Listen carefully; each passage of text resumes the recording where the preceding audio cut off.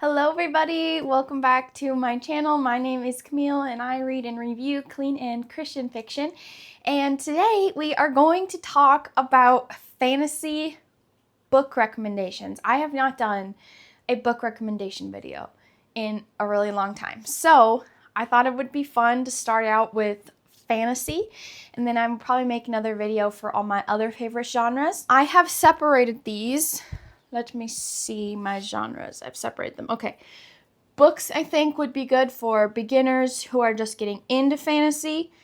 I have Christian fantasy, clean fantasy, and then I have dystopian and sci-fi recommendations as well. Without further ado, let's jump right in. Oh, my other note. I am separating these by indie and traditional published, so I will let you guys know what's indie and what's traditional. Sorry, I had a notification. And I am standing up because I have so many books that I have to pull them all down, and so I didn't want to pull, because if I tried to pull all of them off my bookshelves and have a massive stack, then we would have a problem. So we're going to start with beginner. See, that would be the problem. Beginner fantasy book recommendations. Okay, so the first book or series I have recommended for you is the Chronicles of Illyria series by Victoria Lynn. Now, why do I think this would be a good beginner series? I mainly wrote down this book. These two books come after. I will just talk about this first one. So let's put these back. Okay, so Once I Knew by Victoria Lynn. The reason it is in beginner fantasy category is because it is non-magical medieval fantasy, which just means that it is like a medieval story taking place in a fantasy world. There's no magic. There's great faith content. It is super good. So I will just give you a quick summary. This book is about Violet. She lives a happy little country life. She is content with her life in her quiet, sleepy village, and she's just trying to keep her head down and avoid the kingsmen that work for the evil king. But when a kingsman shows up injured and in dire need of help, she has to decide what she's going to do and whether she's going to help him or not. So that's kind of what the whole premise of the story is. We also have the injured kingsman perspective in this book. So that's Once I Knew. It's really good. So I highly recommend that one. And then the next book on our beginner list. Okay, so these first books I'm talking about, these are all indie books. And I don't have a copy of this book, but it's Wormwood Abbey by Christina Bear. And I actually recommend this whole series, so I'll put all the covers right here. For the reason I recommend it for beginners is it is a fantasy set in England, so you still have lots of elements of the real world, and the only like fantastical element of this whole series is the dragons. So this series is about Edith, and her family inherits this place called Wormwood Abbey. So they go to Wormwood Abbey, and they find a lot of mysterious things are happening, including these people at Wormwood Abbey are like guardians of dragons. Actually, I think they're wyverns. There you go. They are set. It's not Regency. I think it's like Victorian era England. Yes, it's really good, and I highly recommend the audiobooks because they are very just nice and relaxing. They're easy reads. Most of them are short. The longest one is the last one, but it's so worth it. I love all the characters, the romance, the dragons, everything. Book 3 is personally my favorite, I think. And then the next two books in this beginner indie fantasy list are The Starlit Prince and The Shadow Heir by C.F. E. Black. So these are fae fantasies. And the reason I personally think these would be great beginner fantasy books is because they're really easy to understand. And they're really engaging and easy to read, and the writing is great, and the plots are fantastic. The romance is fun and sweet, and these are some of the first fae books that I read when I first started getting back into fantasy, and I really enjoyed it. So the Starlit Prince is a kind of like retelling of the Spanish fairy tale The Lily and the Bear, which is very reminiscent of Beauty and the Beast. So this book, what is her name? Talia. Her family raises racehorses, and when one of her family's like most prized racehorses gets stolen, she goes after it, and she makes a deal with this fae. And his name is Raphael, and Raphael tells her, I will give your family a horse, but you have to marry me. And she's desperate because if they don't get this horse, then they'll lose the race and then they lose everything. So she agrees.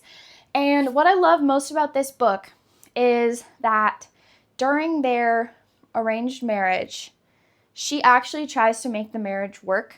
And Raphael is very mysterious and keeps disappearing on her, but she tries.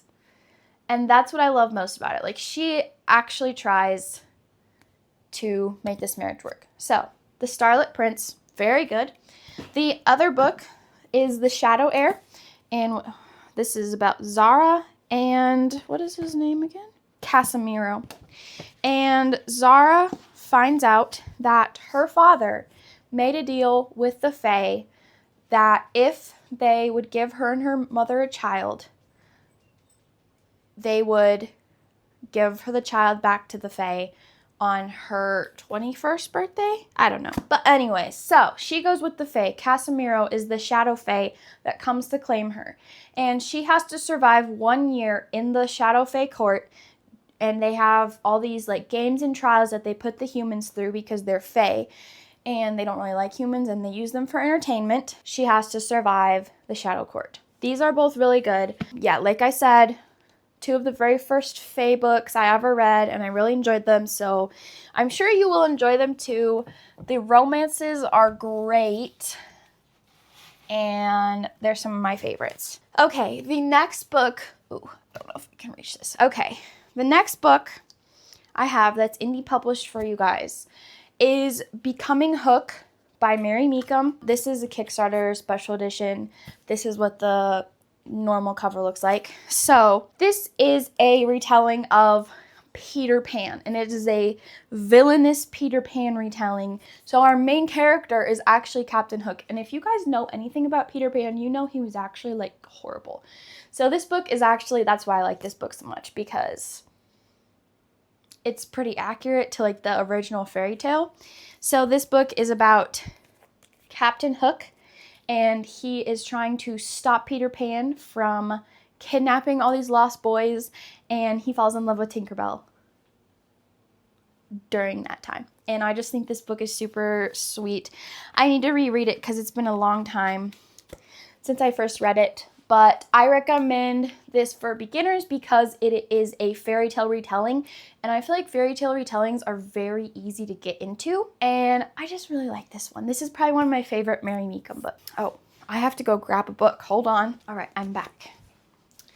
Okay, so the next book that I recommend for beginners, this is an indie book, still in indie published books here. Liar in the Hollow Court by Bethany Atazada. You guys, I love this book. This is another fae book. It's so good. I recommend this book to beginners because it starts in the normal human world, but then we go into the fae world. And it has a lot of, it's easy, the writing is easy to understand, it's funny, it's humorous, it'll make you laugh. And I'm talking really fast.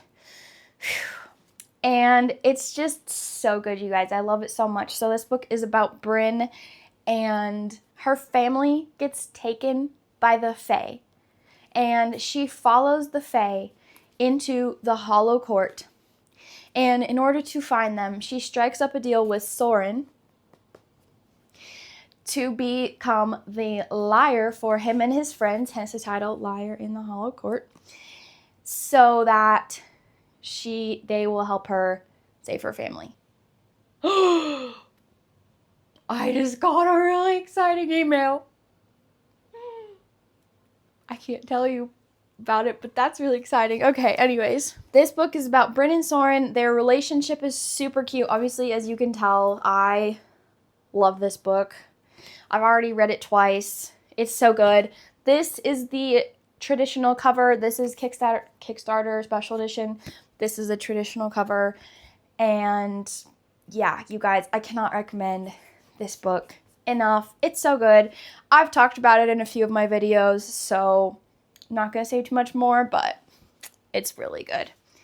Okay, and now we are going to move on to traditionally published books. Actually, I'm not sure where this one falls. I don't know. I think Quill and Flame, like, they are a publishing house, but their authors do most of their marketing themselves. So I feel like it's kind of a hybrid between traditional and indie, so this is a good place to segue. So we have Flameheart by Dalton and Emily Beckett. This is YA fantasy. I'll try to tell you guys if it's YA or adult fantasy. I feel like most of these are YA, but none of them, oh, that's my other thing. I should have said this in the beginning, but most of these are YA. They don't have spice. They don't have explicit content. I will tell you if it's Christian fiction or clean fiction, and yeah. So, we have Flameheart by Dalton and Emily Beckett. This book, so good. Book 2, coming out next month. Have an arc. I'm probably going to start it this week. I'm so excited to read it. I just finished rereading this book. So, this book is about Leah, and she is a writer. And when her grandfather dies, she accidentally ends up bringing her fictional best friend, who's a guy named Casey, into the real world, into Earth. And they have to figure out her magic, and they have a bunch of stuff to figure out, and they also have to figure out how to, like, save the world, because, like, bad things are coming. So, it's very good. This is a slow burn. Slow burn. It's so good. I really enjoyed it. I think you would really enjoy this. Again, I recommend it for beginners because it starts in the real world, then it goes into the fantasy world, and I don't feel like the world building is super hard to understand. So I just feel like it's easy to just jump right in and binge read. The next books I'm going to recommend to you are the Fae Dynasty Duology by Victoria McCombs, Mortal Queens, and Lethal Kings. These are from Enclave Publishing. I don't think it has any faith content. I'm pretty sure this is just clean fantasy. So, this is another Fae series, and this book is about, what is her name? I can't remember. Althea. So I'm pretty sure they just call her Thea. Anyways, in this world, every year, the Fae come down and from their, like, world, and choose a new mortal queen for their realm, because their realm can only be ruled by a mortal queen. So, Thea is chosen.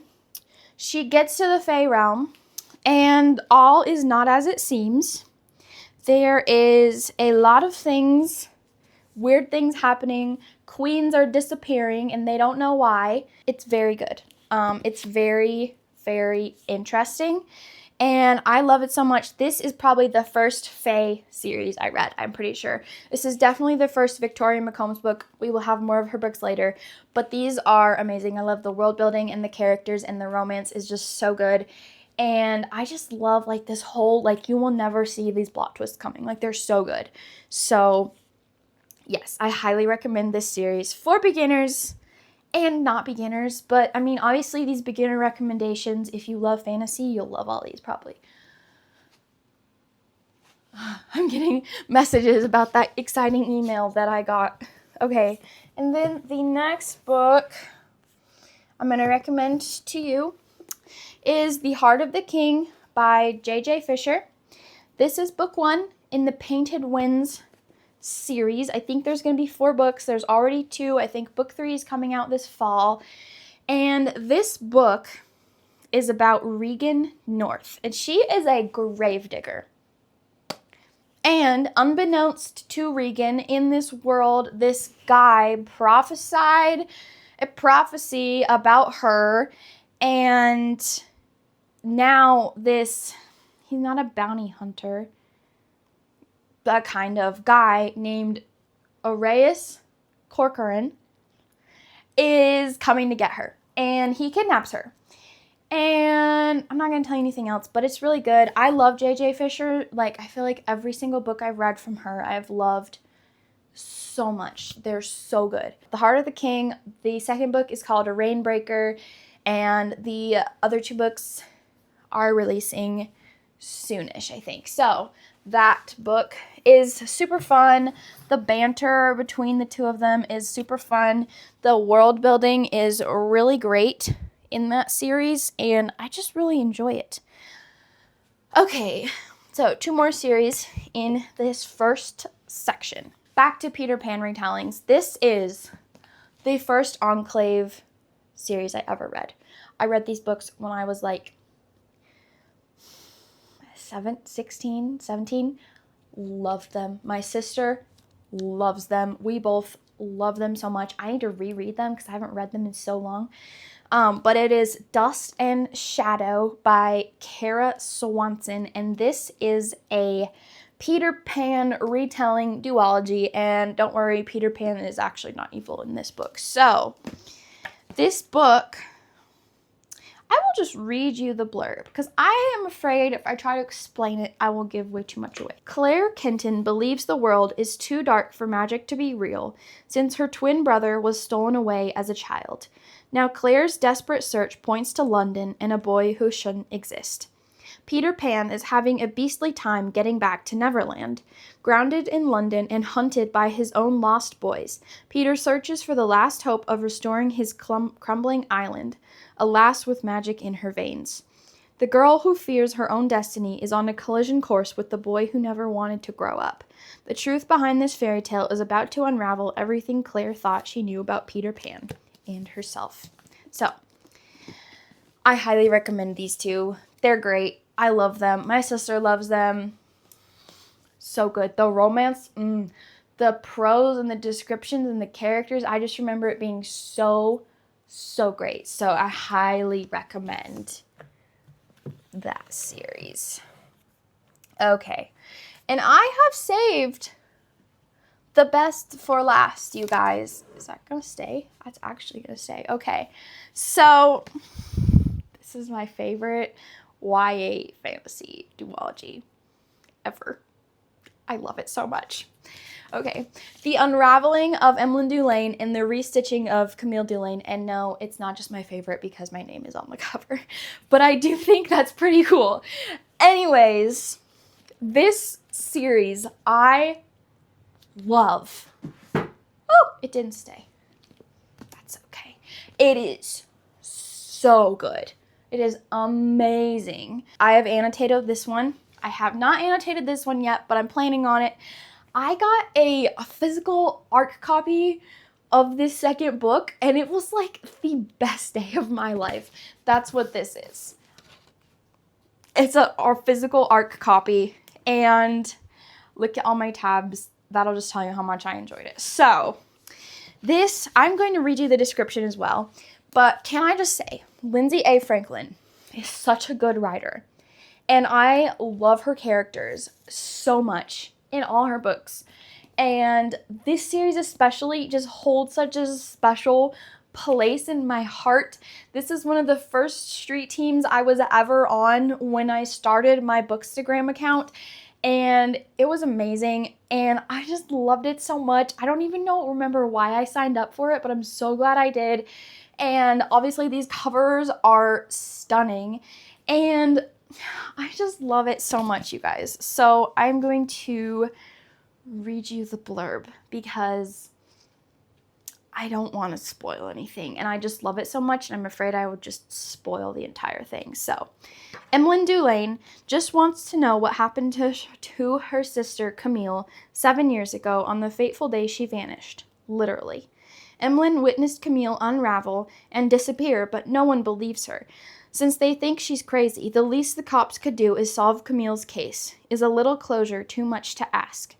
But Emmeline's life is upended when she is pulled through a portal into the fantasy land of her childhood imaginings, a magical library holding the story worlds of every story ever published. And trouble is brewing in the land of Rivendell. Rogue characters threaten their plot lines, and broken classics are beginning to crumble, but Emmeline only wants to find Camille. As she searches for her sister, Emmeline begins to learn the reality of Rivendell and her own origins. A nefarious plot is afoot, and the line between fact and fiction is becoming hopelessly blurred. The truth threatens the story worlds, Rivendell and Earth, the fabric of creation itself. If you only pick up one fantasy series from this video, let it be this one. It is so good. And if you want a fantasy series that's going to make you laugh out loud, this is the one.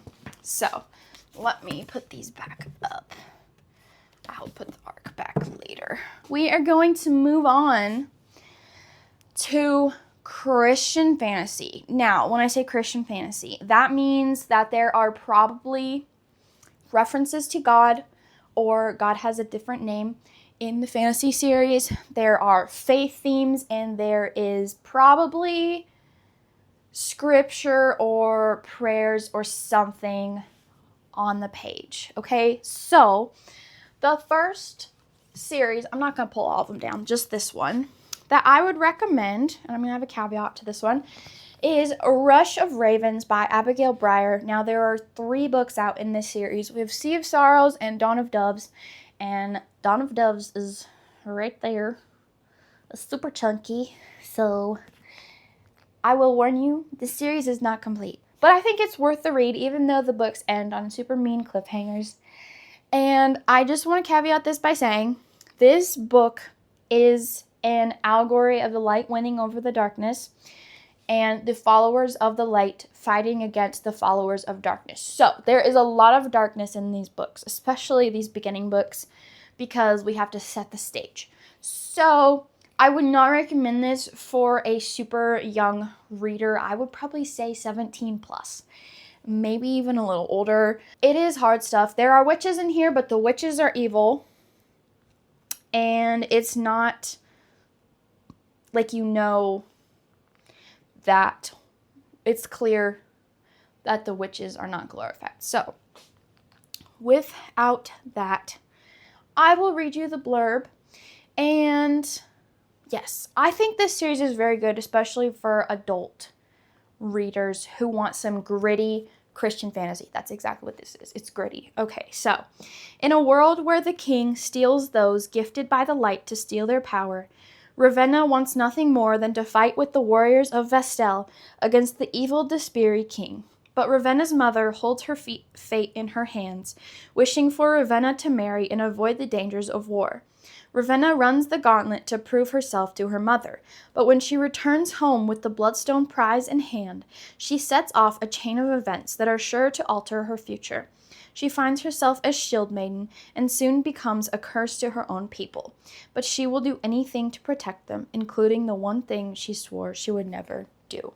It's really good, but I do have to say, if you're going to read that, be prepared, because the books do not, the happy ending, I know is coming, and I know it's going to be a very hard one, but it is not there yet. The next set of books I have to talk to you about, oh gosh.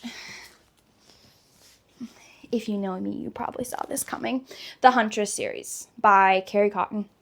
This is books 1 through 5, and I believe there's going to be at least one more.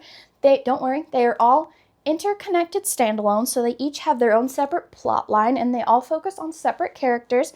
But as you read, characters from the other books appear in these books. So, I'm going to start you off. We're just going to talk about The Huntress, because that is the first one. Whew, those are really heavy. Okay, so, The Huntress by Carrie Cotton. This is medieval Christian fantasy. And I call it Christian fantasy because even though it feels like we're in the real world,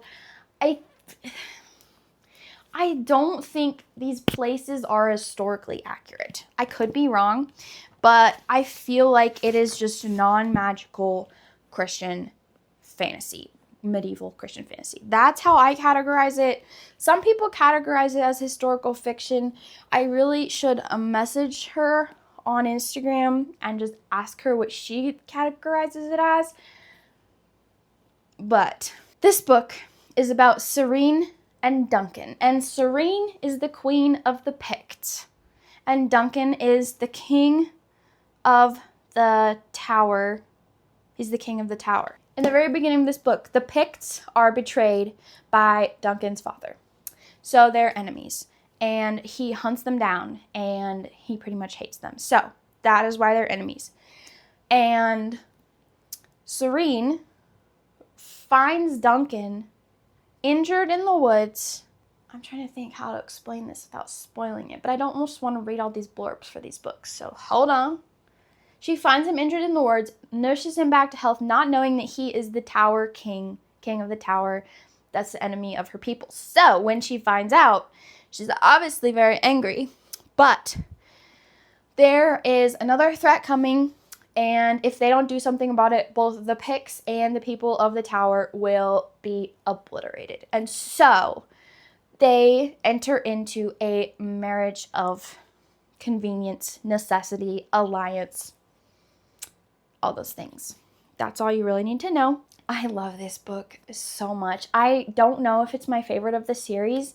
I honestly don't know how to choose between all these books because it is just so good, and the faith content in these books is so well done, and it's so beautiful, and the characters are amazing, and the setting and everything is just it is just amazing. So I highly recommend this series.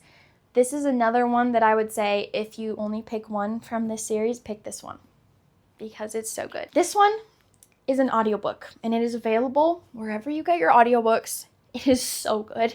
There are dual narrations. They both have Scottish accents, and you guys, it is like one of the best audiobooks I've ever listened to. It's so good. So, the Huntress series comes highly recommended from me to you guys because it is one of my all-time favorite Christian series ever.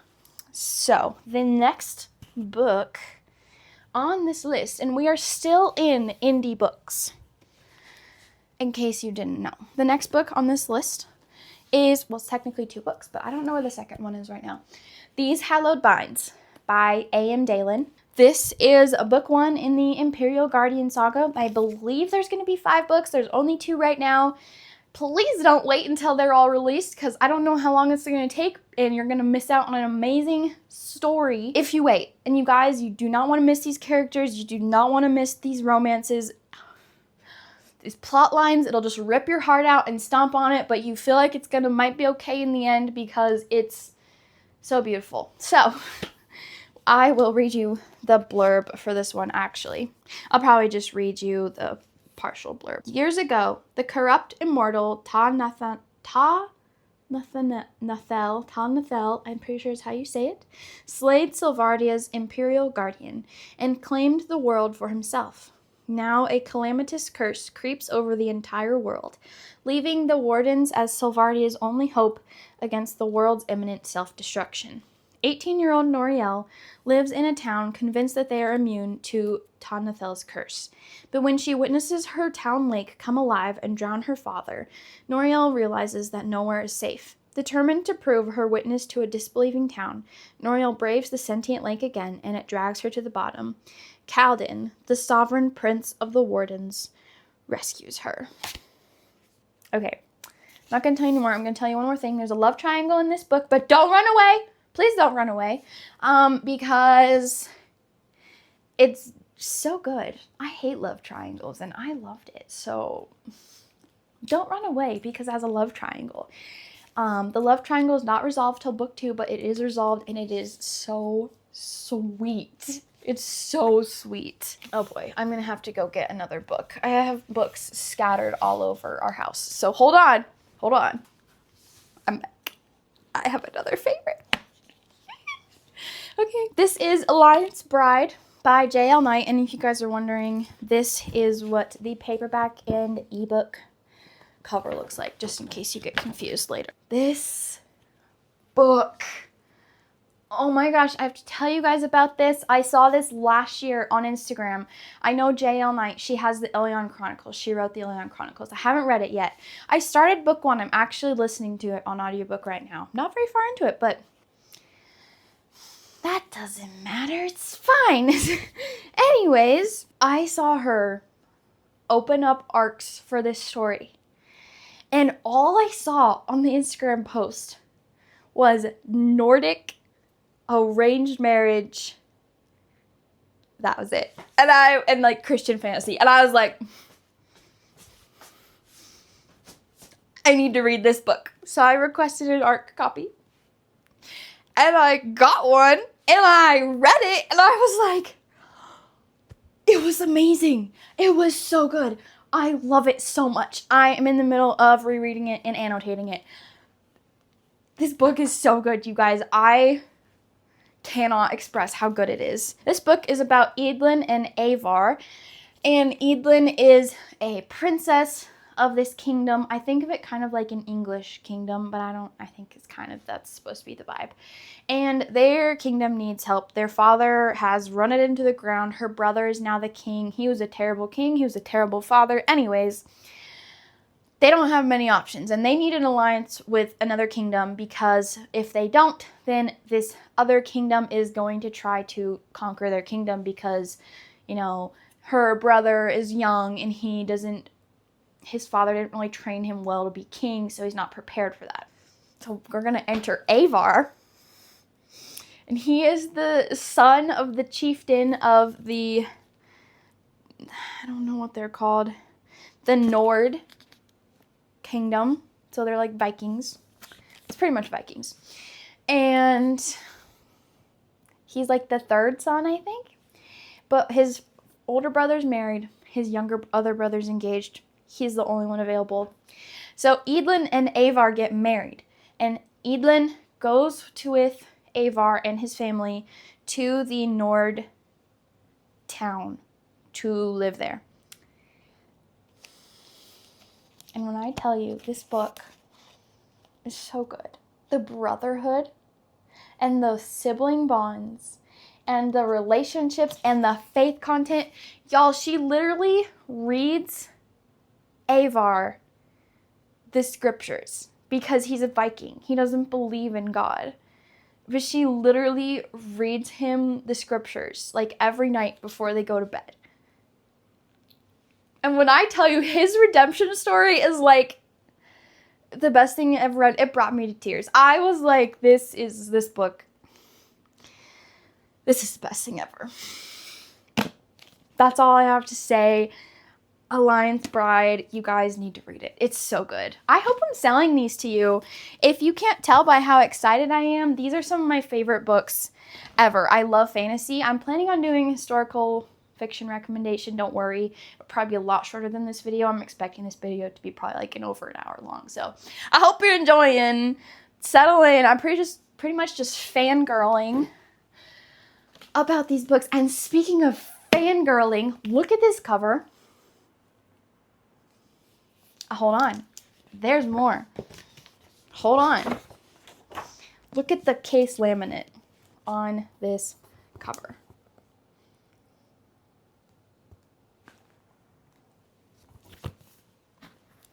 Stunning. Okay. So, this is the last book in the indie section for Christian fiction. This is On the Edge of the Forgotten Sea by Alyssa J. Zavalinos. And if you guys have not read any of her books, they're so good. And her prose is so beautiful and poetic, and the characters are so beautiful, and I just love everything about these books. So, this one is it's kind of a Little Mermaid retelling, and I don't really want to tell you too much about it. Honestly, if you're going to buy any book, I'm not going to say any book. This is one of the books in this video that if you just want to buy based purely on the vibes of the cover, do it. Because literally the vibes of the cover is literally how the book feels. It is so good. This book is about Mary, and she falls in love with a guy. She's a mermaid, and she falls in love with this guy, and she's like, I must be on land with him.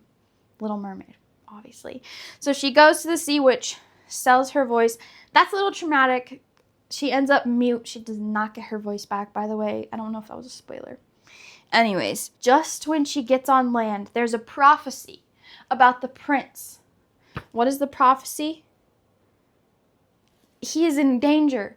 And to ensure his danger, all the maidens in the kingdom are sent away. And so she comes to land. She loses her home in the ocean. She loses her family. She comes to land to be in love with this guy. And then she gets sent away. I'm not going to tell you anymore. And then we're about the prince. And then the prince, he's about to claim his throne. But then he suddenly loses his memory. And he doesn't know where he is and who he is and where he's at. And he is in a strange land. And his kingdom is in danger.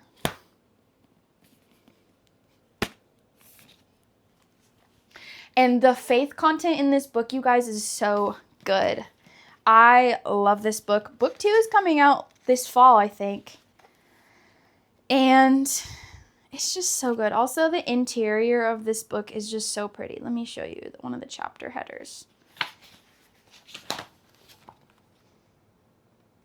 It's so pretty. So, I love it. I can't wait to see the cover for book 2. I'm so excited to see the cover for book 2, guys. Because it's the same illustrator, the same lady who did the watercolor whale on the case laminate. She's doing another painting.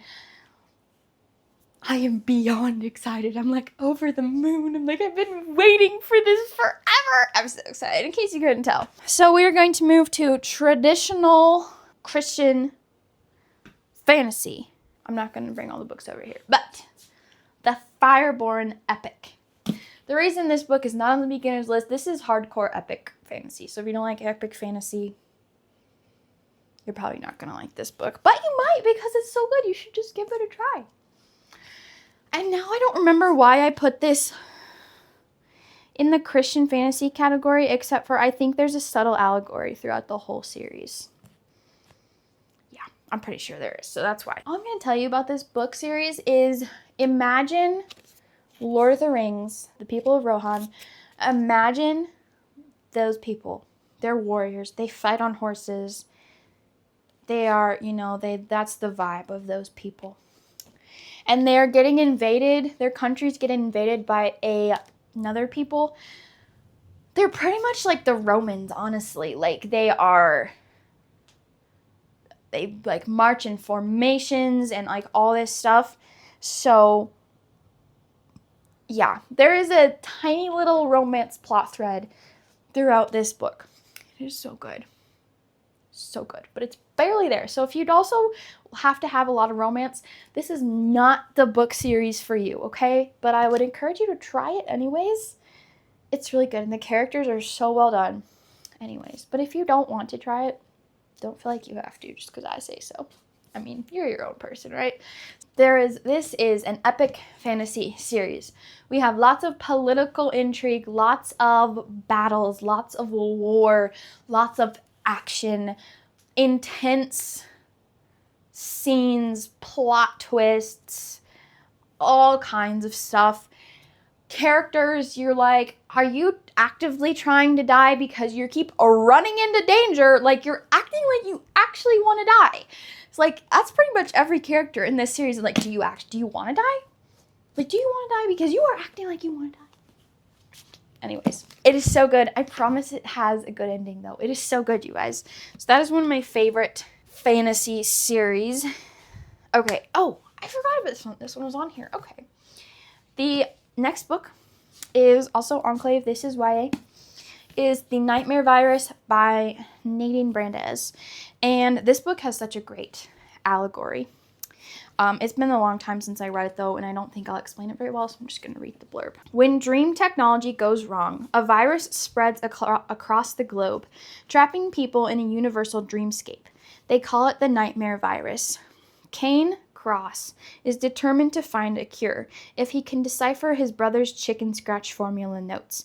But when he gets infected, he has only 22 days until he's trapped in the mental prison forever. Now, every time he falls asleep, he must fight in a nightmare arena until he earns his freedom to live in the new world that exists only in the mind. Then he finds a way to manipulate the nightmare, to change it by mere thought. Forced to navigate a world of night beasts, mistblades, and half-truths, Cain turns his focus to survival. When the Emperor offers him a life pod and access to a cure in exchange for a dangerous favor, Cain thinks he's found a way out. But Cain's new power threatens to take him on paths that jeopardize his very soul. Will he continue searching for a cure, or will he swear allegiance to the nightmare? And the bigger question might be, will he even have a choice? Now that I just read this, you guys, this totally should have been in the science fiction section, not the fantasy section. Oh, wow. It's really good. I really enjoyed it. The audiobook is great. That's how I listened to it. And then I listened to the audiobook, and I was like, man, I just have to have a copy. Here's the Enclave foil. They have cool foils. Okay. Next, we have Morgan L. Bussey, one of my favorite authors. We have 2 series by her. Okay, first up, we have The Ravenwood Saga, and I have book 3. I haven't read it yet, but I'm still going to recommend these 2 to you because I know book 3 is going to be good too. Mark of the Raven and Flight of the Raven, and the 3rd book is Cry of the Raven. So, I have hair in my mouth. Mark of the Raven is book 1. And this book is about Selene, Lady Selene Ravenwood. And in this world, this fantasy world is broken up into like 5 different houses. So she is the heir to House Ravenwood. And each house has a gift. And the Ravenwoods, as far as all the other houses know, don't have any gift, but they have a secret gift that they don't tell anybody, and it is dream walking. And as a dream walker, she can enter a person's dreams and manipulate their greatest fears or desires. Soon after she receives her gift, Selene discovers that the Ravenwood women have been secretly using their gift to gather information or to assassinate those responsible for the fall of House Ravenwood to the Dominia Empire hundreds of years ago. As she becomes more entrenched in Ravenwood's dark past, Selene longs to find out the true reason behind her family's gift, believing that its original intent could not have been for such evil purposes, but she is torn about with upholding her family's legacy, a legacy that supports her people. Selene's dilemma comes to a head when she is tasked with assassinating the one man who can bring peace to the nations, but who is also prophesied to bring about the downfall of her own house. One path holds glory and power and will solidify her position as Lady of Ravenwood. The other path holds shame and likely death. Which will she choose? And is she willing to pay the price for the path chosen? Okay, Morgan L. Bussey does Christian fantasy so well. It's so good. So, you guys should definitely pick that series up.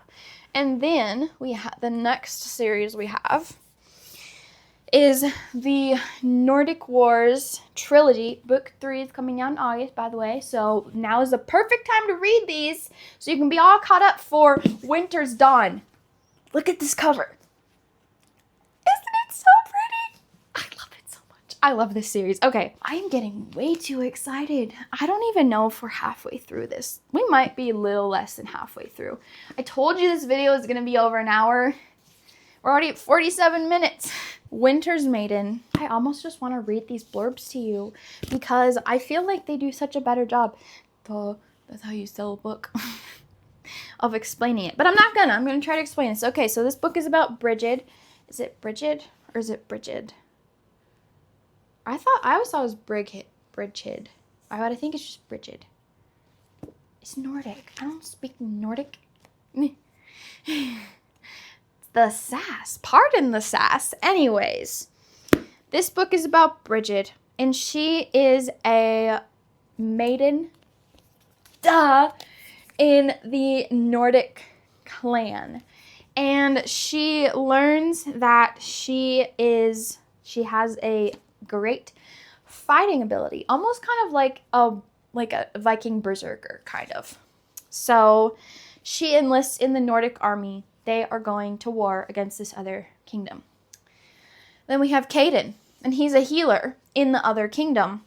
And he is the last of an ancient race called the Eldarans that allows him to heal people. And so they're on opposite sides of the war. But then Bridget gets captured, and it reveals that not everything is as it seems, and there are some kind of dark, kind of probably like demonic forces driving the Nordic clans onward to destruction, using the Nordic clans to take over this other kingdom. I think I described that pretty well. Okay, so these covers are some of my favorites. They're so pretty. I love this book series. I'm planning on rereading it soon so I can be all freshly caught up for book 3 in August. So that is the Nordic Wars. Can you guys tell I like Viking and medieval like vibes and fantasy? I just have to say that's probably one of my favorite things. If it says Viking, Nordic, I'm hooked. I'm in. I'm like, no more. Say no more. You don't ever say no more. I'm listening. Okay, I forgot I had this one on here because I don't own a copy of it yet. Misfortune by Ashley Bustamante.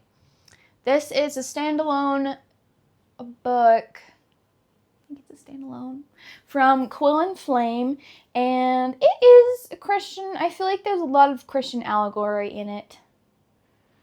And this book is about Nia, I think. And she has this stone that gives her luck.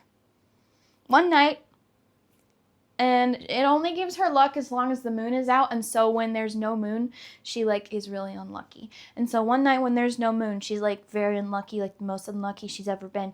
And she gets taken to this castle by this guy who seems really like, he's iffy, you guys. Like, you know, as soon as you meet him, you're just like, there's something wrong with him. So, yeah, so we meet him, and then I'm getting distracted. She also meets the boy who gave her the stone in the first place. Is that a spoiler? I don't think so. It might be. Oh, well. And then she has to choose between falling in love or keeping her lucky stone. It's like the basic premise of the book. And it was really good, and I really enjoyed it. And I think it's a fun fantasy, and it's super creative, you guys. Like, it is so creative. I just had so much fun like reading it. I didn't give it 5 stars, but I was like, this is so creative. Like, I was blown away. I thought it was super fun to read. Next on our list is The Curious Realities Duology by Sarah Ella, and this is a Alice in Wonderland retelling. Before you run away, because I know Alice in Wonderland is kind of weird and creepy. It can be. I feel like it's kind of weird. I don't know. So, before you run away, I'm just going to read you the blurb, because this book, I don't think I could explain this series even if I tried. This is another one of my sister's favorite fantasy series, by the way. So we have The Wonderland Trials and The Looking Glass Illusion by Sarah Ella. All Alice Little wants is to escape her normal life in Oxford and find the parents who abandoned her 10 years ago. But she gets more than she bargained for when her older sister Charlotte is arrested for having the infamous Wonder Gene, the key to unlocking the curious Wonderland reality. Soon, Alice receives a rather cryptic invitation to play for Team Heart in this year's annual and often deadly Wonderland Trials. Now she has less than 24 hours to find her way into Wonderland, where nothing is impossible, or what it seems. The stakes are raised when she discovers players go missing during the trials each year. Will she and her team solve the clues and find the missing players, or will betrayal and distrust win, leaving Alice alone in a world of her own? Follow the White Rabbit into this topsy-turvy fantasy where players become prey, a sip of the wrong tea might as well be poison, and a queen's ways do not always lead one where they ought to go. This also has a really good Christian allegory, so that is why it is on this list. And then we have this series, The Weaver Trilogy by Lindsay A. Franklin. So we have The Story Peddler the story Raider, yep, and the story Hunter. So, I'm going to read the blurb because it's been a long time since I read this. Tanwyn doesn't just sell stories. She weaves them into crystallized sculptures that sell for more than a few bits. But the only way to escape the control of her cruel mentor and claw her way from poverty is to set her sights on something grander, becoming royal storyteller to the king. During her final story-peddling tour, a tale of treason spills from her hands, threatening the king himself. Tanwyn goes from peddler to prey as the king's guards hunt her down, and they're not known for their mercy. As Tanwyn flees for her life, she unearths long-buried secrets and discovers she's not the only outlaw in the Empire. There's a rebel group of weavers, and they're after her too. Again, I'm pretty sure this one has a really good allegory too, but I can't remember. It's been so long since I read it. I need to reread it. We have 3 more series to talk about. Okay, the first one is the Chronicles of the Undersea Realm, books 1 and 2, by L.E. Richmond, The Mermaid's Tale and the Locket's Revenge. And this is pretty much like The Little Mermaid. This book, what is her name again? Oh, her name is Lachlan. And she is a mermaid, but she was born without a tail. She has legs. So she still lives underwater, but she doesn't have a tail. And whenever they're born, mermaids are born without tails. Like, they're outcasts. They're, like, looked down upon. And people don't like them. And, like, they're, like, pariahs, kind of. And so, whenever her niece is also born without a tail, she is bound and determined to find a way to get her niece to, what is it? The Lost Island of Atlantis. That is the only place in the undersea realm where tales are acceptable. And there's romance, there's love, there's a lot of stuff. I'm pretty sure there's a really good allegory, if I'm remembering right. That's why it's in this thing. So I really enjoyed it. I flew through these books the first time I read them. I mean, they're pretty thin, but I think I read them in I read them back to back, and I read them pretty close. It didn't take me that long to read them. So I really enjoyed them, and they're just a fun, fast-paced read. Okay, and then here's another one of my top recommendations in this video, you guys. I do have to caveat this by saying this series is probably not for everybody, but I love it. This is the Awakened series by Rosanna M. White. We have Awakened, which is book 1, and Of Flame, which is book 2. And let me tell you guys, I can't stop thinking about these books. I've already read this one twice. I'm in the middle of my second reread of this one. The audiobooks are amazing. The novellas and the short story are amazing. I can't wait for book 3. I can't believe I have to wait till December. They're just so good. And I know this series is not going to be for everybody, but I love it. I love Rosanna M. White. I love everything she's written that I've ever read. I've never not loved a book from her.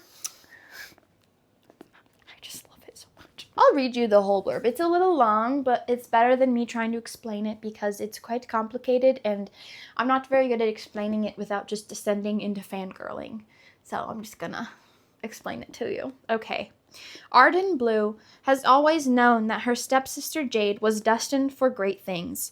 In a world where beauty follows magic, she has no doubt that their upcoming awakening ceremony will reveal that gorgeous Jade is far more than a mere mortal.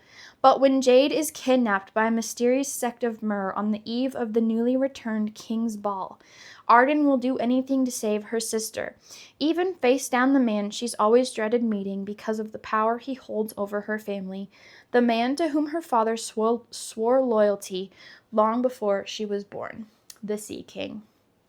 Sidon, the Sea King of Dariatla, has grown only more powerful as the centuries have gone by.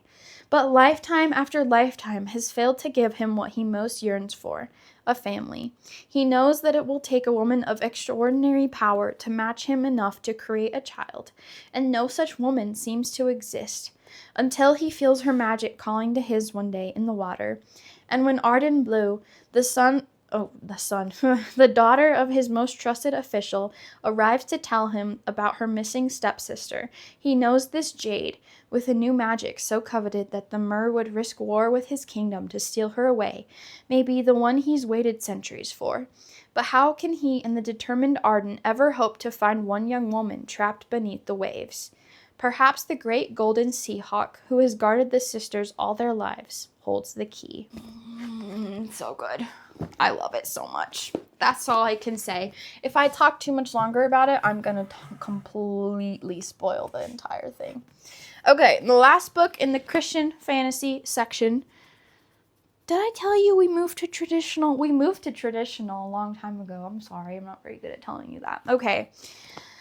Darkfell by Amanda Wright. This book, it's so good. And there's a second one coming. I'm so excited for that one. This book is about Tom, and he is a cartographer.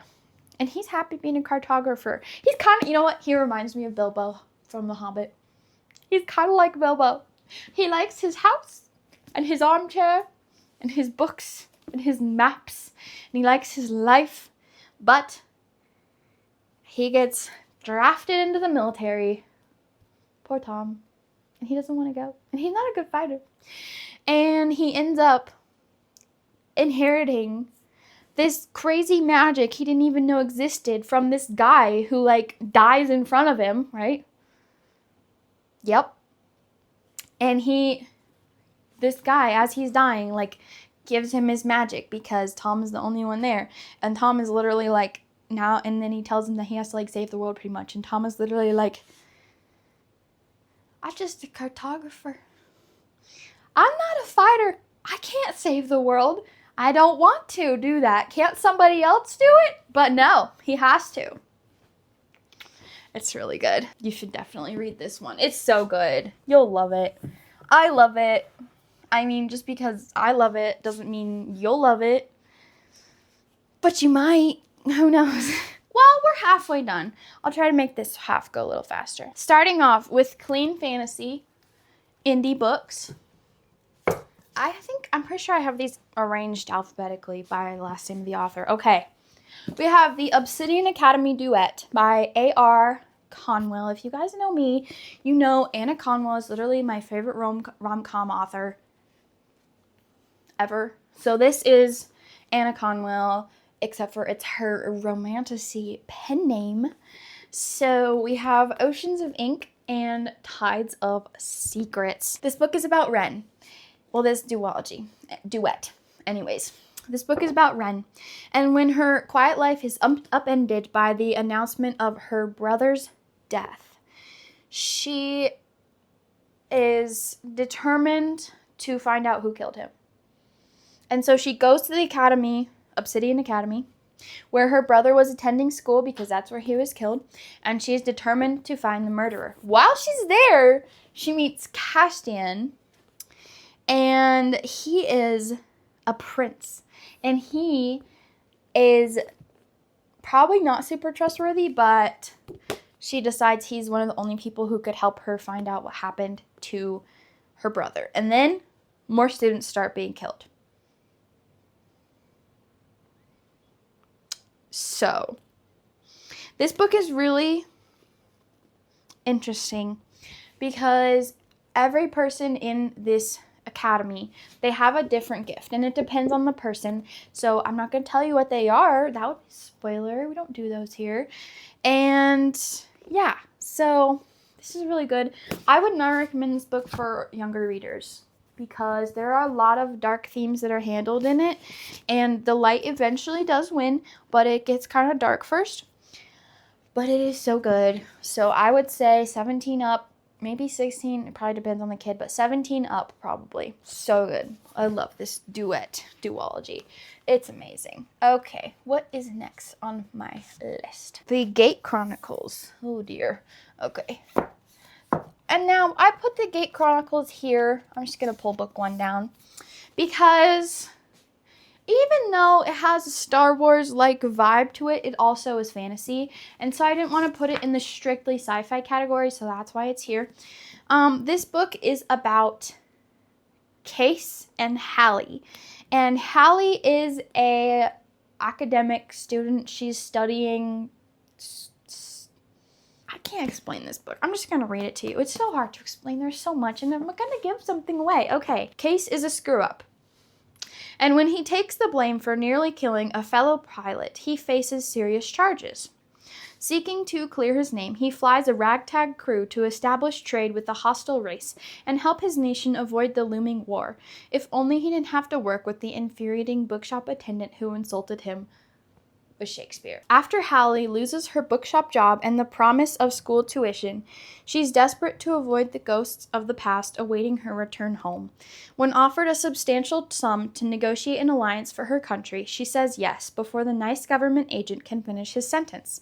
Now, if she could just ignore the ungrateful, arrogant prat of a pilot. Clearly, it's enemies to lovers. In a world of hoverships and crumbling First Earth artifacts, Hallie and Case must accomplish the impossible. Secure an alliance with an elusive, mystical race to help defend against a kingdom with dangerous technology and ancient magic. If they fail, the war will be lost before it even begins. The first 2 books are really good. I haven't read the third one yet because it's literally like almost 3 times the size of this one, and I'm scared. I'm scared for all the characters, and I just am not ready to put myself through that emotional trauma. It's scary. Okay. The Mirveld Chronicles. Please don't fall. We have The Mirveld Chronicles by Selena R. Gonzalez. These are all fairy tale retellings, and they're some of the best fairy tale retellings I've ever read. I'm just gonna tell you what fairy tale retelling each one of them is. Okay, this one is Beauty and the Beast, but instead of being a beast, he's a dragon. This is a novella with the dragon prince's perspective. This one is a 12 dancing princesses. Okay, they're not retellings, they're reimaginings. And the redemption in this book, you might not want to read this book after you read book 1, but you have to. You have to. You have to. It's my favorite one. Okay, I love redemption arcs, you guys. They're my favorite thing ever. This one is inspired by the fairy tales The Golden Bird and the Tsarevich Even, the Firebird, and the Grey Wolf. I don't know what any of those are, but this book is really good too. So, I should tell you the titles. A Thieving Curse, A Lonely Dance, A Fated Quest, and then this is an Enemies to Lovers loose reimagining of The Goose Girl, and this one is A Stolen Heart. And I have to say, A Lonely Dance and A Stolen Heart are my favorite in the whole series. So, there you go. Those ones are some of the best fairy tale reimaginings I've ever read in my entire life. Welcome to Fae Cafe by Jennifer Kropf. I'm just going to read you the back of this book because if I try to explain it, it just won't convey how funny it is. Okay. 4 deadly Fae assassins come to the human realm to hunt down Kate Cole for breaking a fairy law. Leading them is Prince Cressica Albastanian, the most feared and deadly Fae assassin of the North and heir to the North Corner of Ever. But after the assassins arrive in the human realm, things go terribly wrong. To Prince Cressica's horror, his assassins unwittingly get roped into running a cozy cafe on Kate Cole's behalf. To blend in, the Fae assassins are forced to learn how to do basic human activities like cleaning up after themselves, driving without road rage, reading popular fantasy books at book club without getting into alpha male fights over what they're reading, and in general be nice, all to blend in to regular human society. With a temper like no other and deadly power that's unmatched, Prince Cressica seeks to get revenge on Kate Cole, but as he aims to strike where it will hurt her the most, the prince finds himself enchanted by his human target in more ways than one. And when the darkness of the Evercorners comes knocking at the human realm's door, he needs to make a choice that could cost him everything. Okay, if you're unsure, it's really good. It's really funny. Don't be concerned. Also, this is like a fantasy rom-com. So, if you want to read a fantasy rom-com, that is the one I recommend. What is next?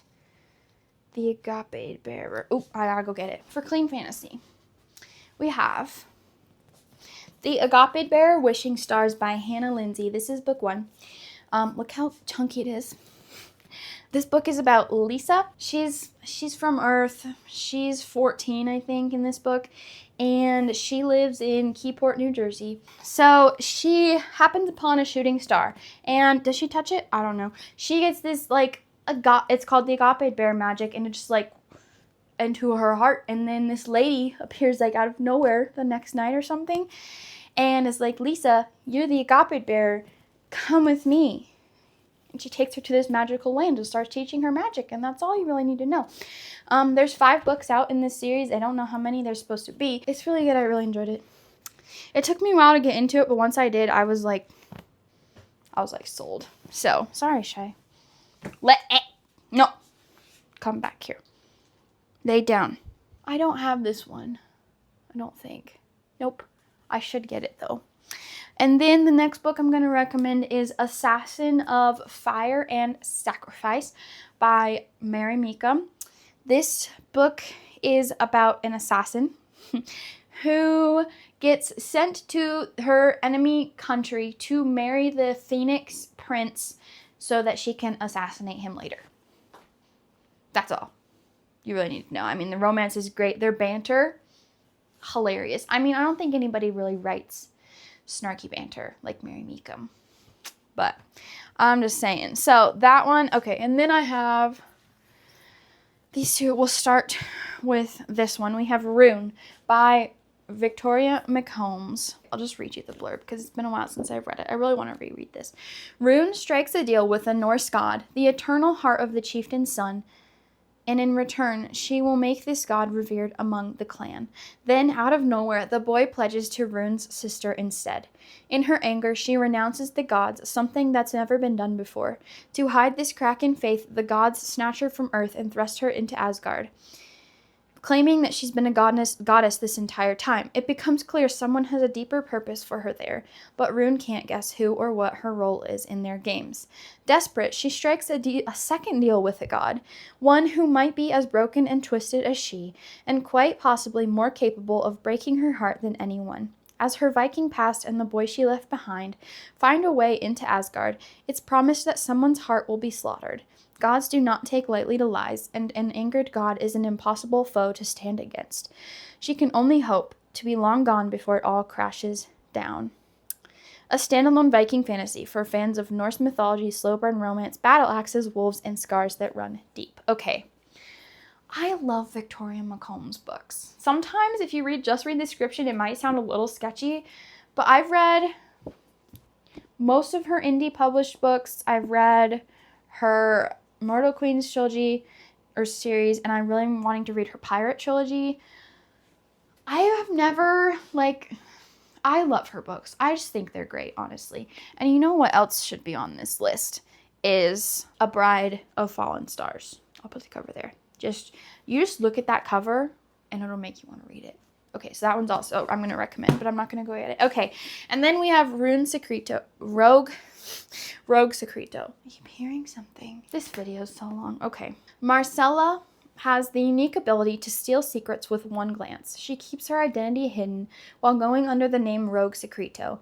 The Emperor hires her to read secrets of his enemies, all without realizing this masked figure who can bring empires to heel is his beloved daughter. He lures enemies to his doorstep by promising Marcella's hand in marriage while the Rogue Secreto uncovers their secrets. But Marcella has another secret, a boy she's found, trapped behind a wall of water deep within forgotten ruins. As she seeks respite from the demands of her father, she is drawn to the ruins into the boy. He becomes her escape, her most treasured secret, and she shares everything she hears with him. When Marcella gleans a secret about someone trapped behind water, she thinks she's found how to set him free. But he's been waiting 100 years to be released, and thanks to the secrets Marcella has been feeding him, he has the chance. Too late, Marcella learns why she was trapped in the first place. This is definitely upper YA, for sure. So this is a Roman-inspired fantasy, and this is Viking-inspired fantasy. So those are both good. I enjoyed both of those a lot. I think I enjoyed Rune a little more than the other one, but they're both really good. And then we have Saints and Monsters by Ellen McGinty. This book is so good. Also, the cover is just so pretty. And, oh yeah, it has pretty case laminate as well. Okay, so this book is about Princess Mira, and she has a kind of like a physical, is it chronic illness or physical disability? I can't remember. But she has to like wear a brace on her like spine because she has a crooked spine.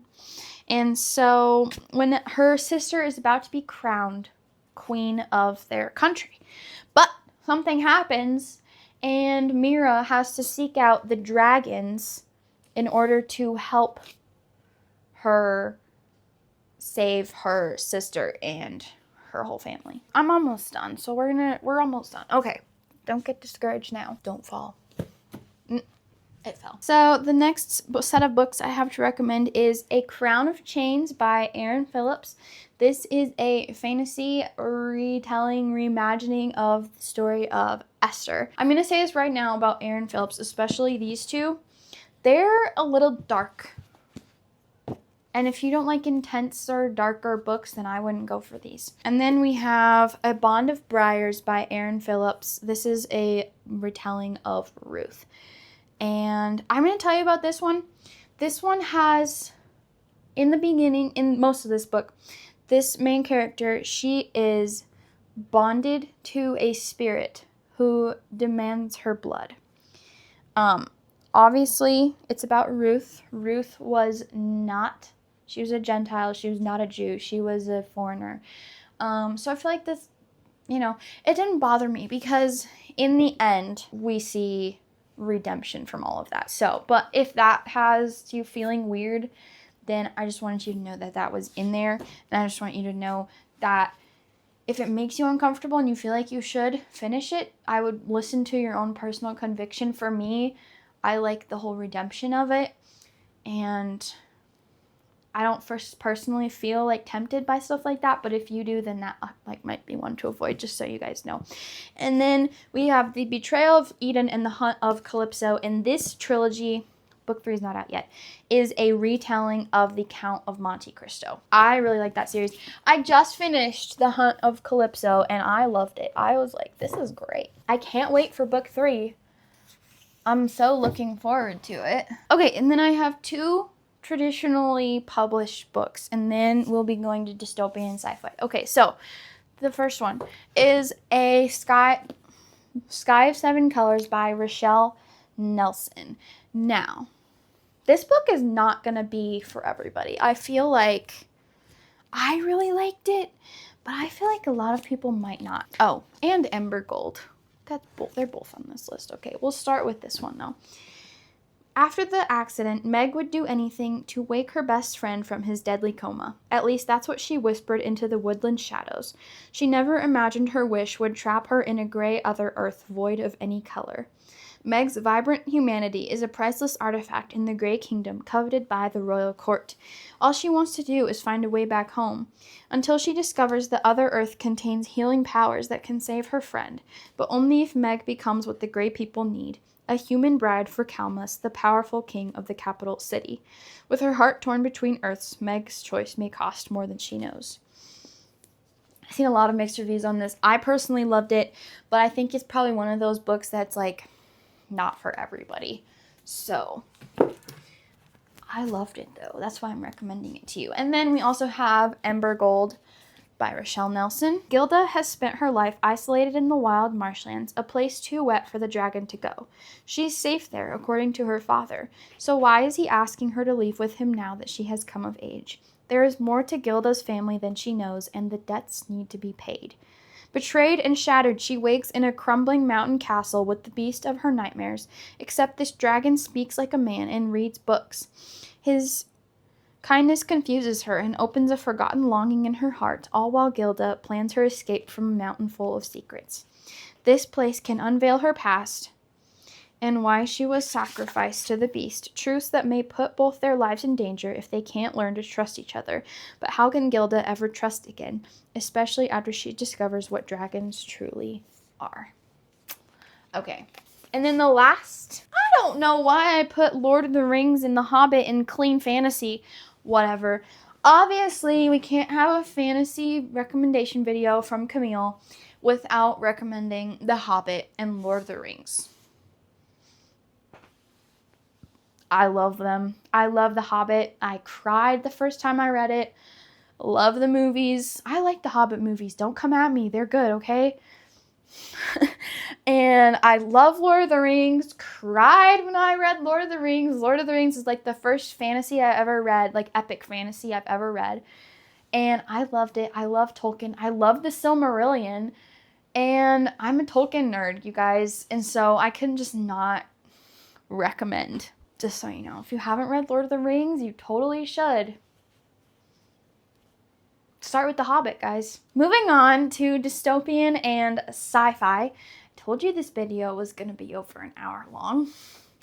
The first recommendation I have for you is the Color Theory trilogy by Ashley Bustamante. I don't have the physical books yet. I want to get them soon because I love them. And I just haven't bought them. And I read them so long ago and I just haven't bought them yet. I just get so preoccupied with buying all the new releases that I forget to buy books that I read and loved a long time ago. So this book centers around, it's dystopian. And although it feels very fantasy, but you know it's dystopian. So we have Ava, and she is a student at this academy. And the academy teaches students how to use, there's red magic and blue magic. And red magic is like strength. And then like blue magic is creativity. There's also yellow magic, but yellow magic is outlawed because it's like mind control magic. So Ava is studying at this academy. She's planning on becoming a like leader of this society. I don't remember what they're called, but she's on track to be. And she meets this guy in the woods and comes to find out that, shocker, shocker, the government is not as great as they pretended to be. So, yeah, it's really good. The next dystopian recommendation I have for you is the Out of Time trilogy by Nadine Brandes. We have A Time to Die, A Time to Speak, and A Time to Rise. I tell you guys, when I read these, I cried. They're so good. The biblical themes and faith in these books, it's just amazing. It's incredible. I need to reread them. 364 days, 7 hours, and 15 seconds left to live. Like everyone else on the east side of the wall, Parvin Blackwater has a clock counting down the days until her death. At 17, she has only 1 year left. When the authorities find out she has been illegally sharing a clock with her twin brother, she is cast through the wall, her people's death sentence. What she finds on the other side about the world, about God, and about herself changes Parvin forever and might just save her people if she can get the word to them before her time runs out. Okay. I just gotta tell you guys, everything you think might happen in this trilogy doesn't happen. And everything you never thought would happen like hits you out of left field. You're like, oh my gosh. Oh my. It's like plot twist, but it's great. I love it. Like, it's so good. And the faith is so like amazing. I gotta go get it. Hold on. The next series I recommend to you. This series, I think it's technically dystopian, but it feels like fantasy. But I'm pretty sure it's classified as dystopian. I don't know. Because it's kind of like a post-apocalyptic world. But it's not like techie and futuristic, but it is post-apocalyptic, which is, I think, why it's technically classified as dystopian. So, we have the Nightingale trilogy and its companion novel, Calico.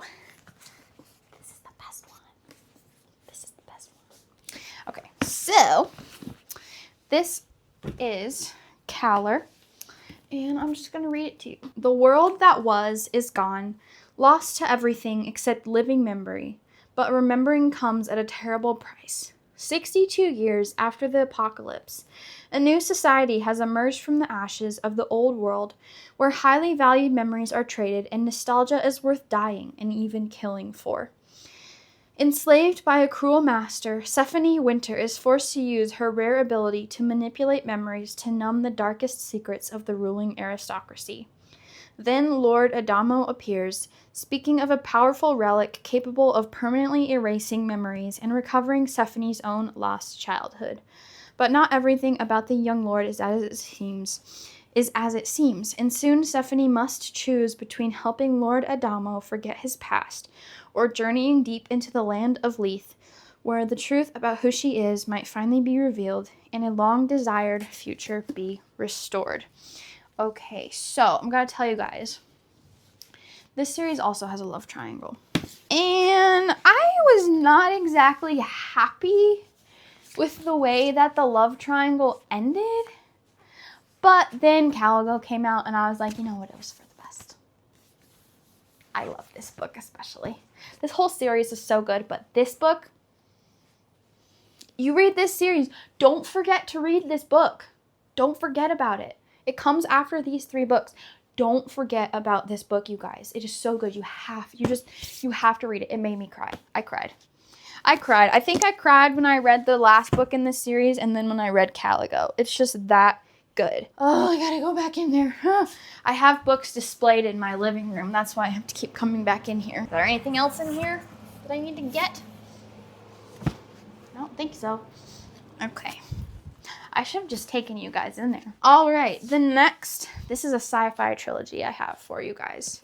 This is the Xeris Galaxy Saga by E.A. Hendricks. We have Suspended in the Stars, Falling Through the Black, and Rising from the Galaxy. Look how much thicker it is. This book is great. Okay, I love this entire series, but this is book 1, so we're going to read about it. Because I can't tell you about these ones because it's a spoiler. When Tali Zarna is forced to hide rogue soldier Rena Kartha, her life isn't the only thing threatened. Living as the famed soaring staress on the circus spaceship Midway masks her true identity, but Renner's very presence threatens to draw unwanted attention. I'll just read that. I'm just going to tell you, these books are amazing. Oh, they're so good. I love the romance in all of these, especially this one.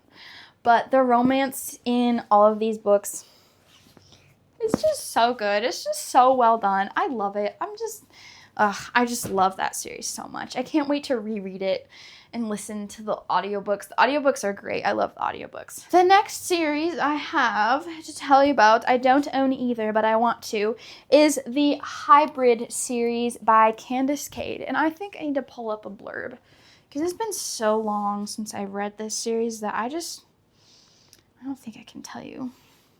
What's the first one called? Enhanced.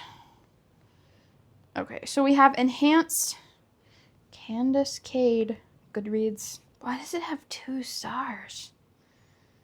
That's not right. 2 stars, like 4 stars. Why did I have it as 2 stars? Oh my gosh, that's so weird. Okay, I changed it, don't worry. Okay, so we have, I think in this series, hold on, it's Enhanced, Hybrid, and Augmented. So this is a sci-fi series. It says, Lee Urban is living a lie. In a society where everyone's DNA determines their destiny, being a natural means automatic relegation to the gritty, dangerous outskirts. With the harnessed power of gene editing, the ability to create a superhuman race has transformed the world and offered the opportunity of a genetically enhanced life, but only to those who can afford it.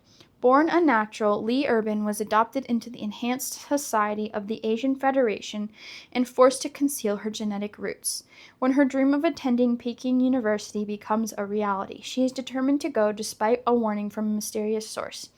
Targeted by a hacker bent on exposing her true DNA, Urban faces off with an artificial intelligence game that puts her and her lies to the test. What was supposed to be a dream come true turns into a lethal gamble of hide and seek with her genetics. Can Urban continue the act, or will the cracks in her story expose her and endanger her family? Okay, I really like this book because it is like sci-fi, but it's like set like in a futuristic like China, and the technology is so cool. I love book one's my favorite.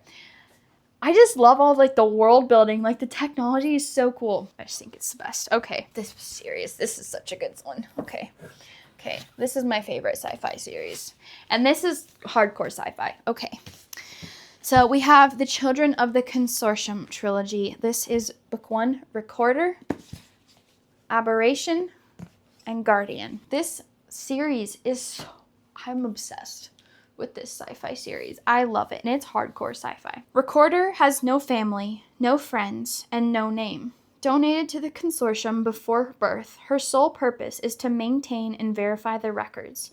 A neural implant and drone ensure compliance, punishing for displays of bias. Suddenly cut off from the controlling technology, Recorder tastes what it means to be human.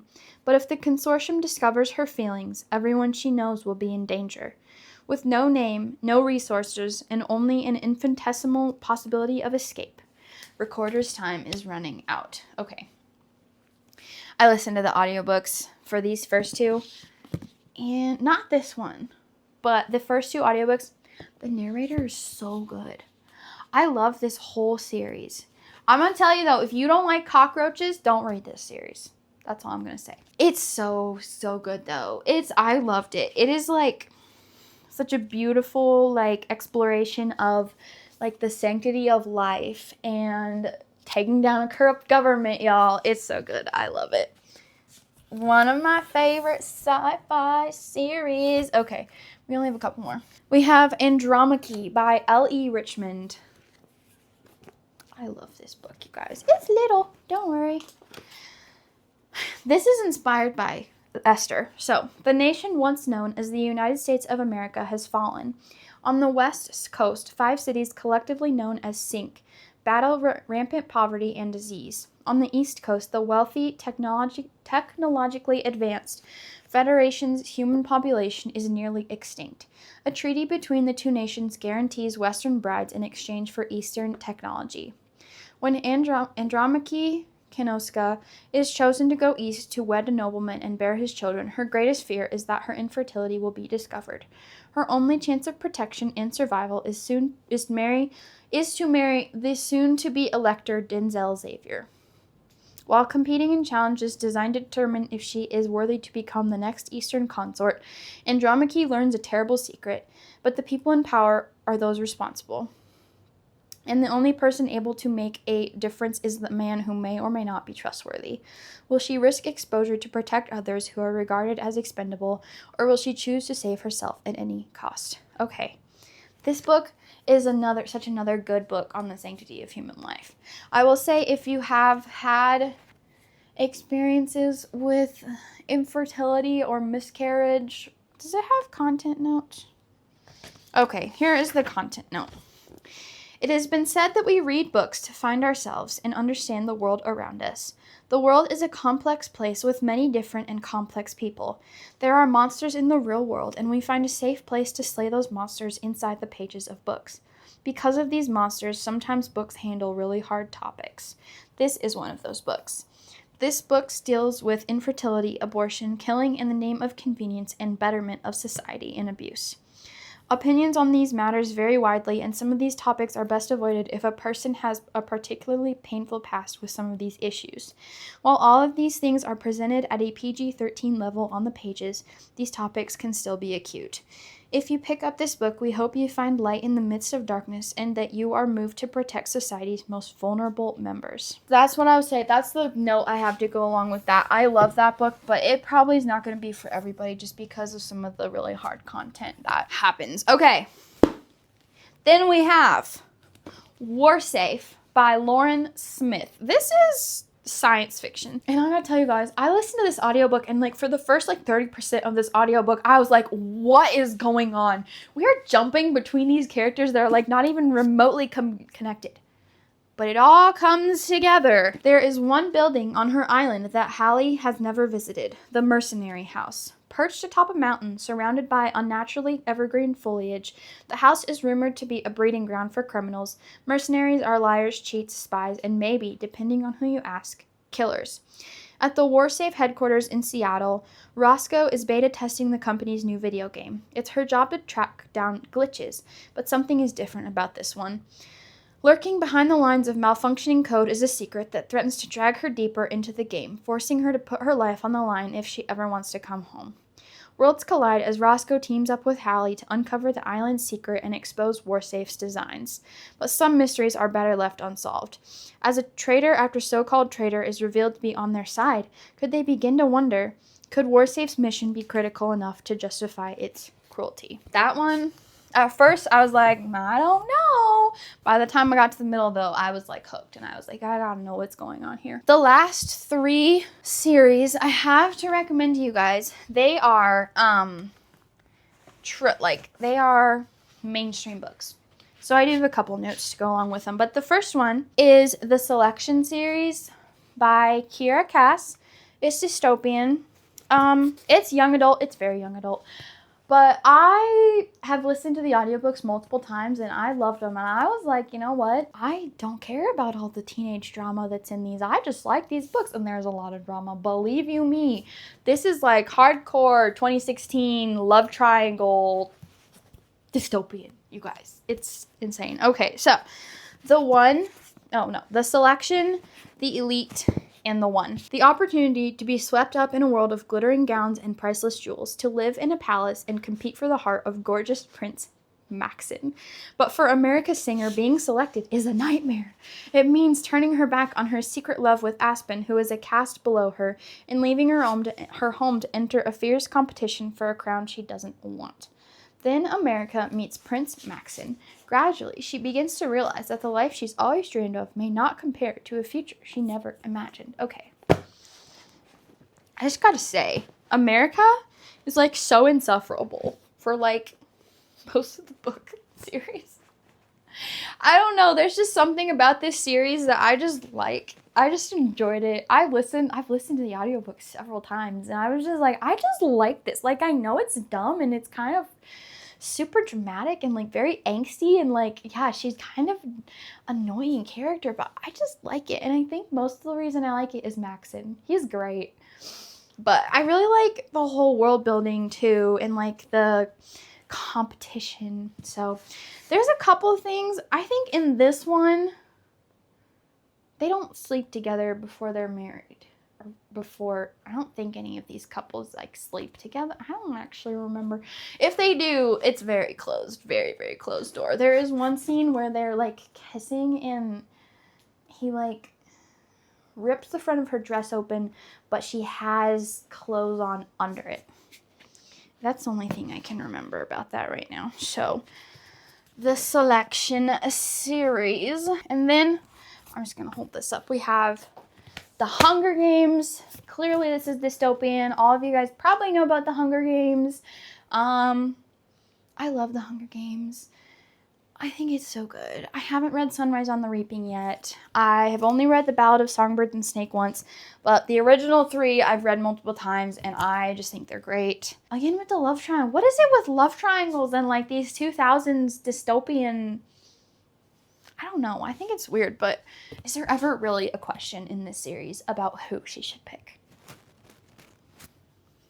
I am hardcore Team PETA. If you guys know, you know. Okay, and then the last series I'm going to recommend, I don't have book 3. I'm really only recommending book 1 because I didn't really care for this one, but I'll hold them both up. Okay, Divergent and Insurgent, and then the third book is Allegiant by Veronica Roth. I really like Divergent. I think there's a closed door scene in this one where they sleep together, but I can't remember. I loved Divergent. This was one of the first, I think I even read Divergent before I read The Hunger Games, you guys. If you don't know about Divergent, they're like divided into factions, and they have to take like this test when they turn like 16 to decide which faction they're in. And Triss is the main character, and she takes the test, but it doesn't tell her what faction she's in because she's divergent, which is illegal. Because being divergent means she doesn't fit into just one faction. Stuff happens. Yeah. I like the first book. The second book was okay, and you know what? I've never read the third one, but I know what happens at the end, and I'm not happy about it. I need to read it though, but I just have to say, I don't appreciate that. But I need to reread the series because I've seen Veronica Roth's announcement about having her new book is like this like alternate reality of Divergent, where like it's like a reimagining of like what if Triss didn't choose Dauntless, and she chooses like it's like an alternate reality, and I'm just like, that'll be interesting. I really like Triss and 4 though. I think they're super cute. That is all. That's like my master list, you guys, of fantasy recommendations that I absolutely love so much. I hope you guys enjoyed this video. If you stayed until the end, thank you for sticking it out, y'all. And you guys are great. I love reading all the comments and interacting with you guys. So if you got to the end, leave me a sword emoji, since we're doing fantasy book recommendations, and then tell me what your favorite fantasy book is, or your favorite genre. Or if you watched this whole video and you were like, Camille, that's great, but I really didn't see any that I'm super interested in, or you want more of a certain thing, or you want like some recommendations for like specific tropes you love, drop it in the comments, because I honestly read so many fantasy books. I'm sure I can like help you with something. Thank you guys so much for watching. If you're not subscribed, I would love if you would subscribe and hit the notification bell so that YouTube notifies you whenever I post a new video. I'm trying to post once a week. You can follow me here on Instagram on the Cozy Peddler. It's my Bookstagram account, and here is my Instagram writing account. If you want to follow me on there at CAMosWrites on Instagram, and if you want to subscribe to my Substack and get updates about my writing, and I also talk about books on there too, you can do that as well. Thank you guys so much for watching and sticking with me through this long video. I hope you found some books you love, and I hope you have an absolutely amazing rest of your day. Bye guys.